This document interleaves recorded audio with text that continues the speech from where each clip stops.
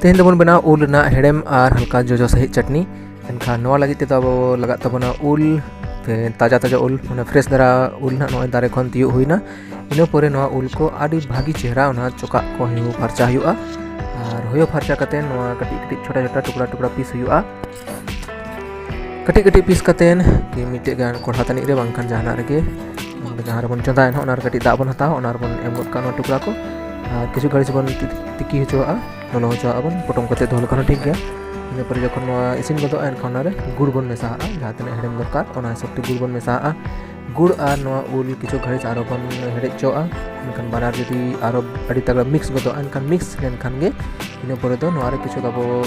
बुलुंग कटी बन मेसा दाड़े बांखा ससांग बन मेसा दाड़े साथे कश्मीरी मरीच बन मेसा आरो तगड़ा रंग हिजुआ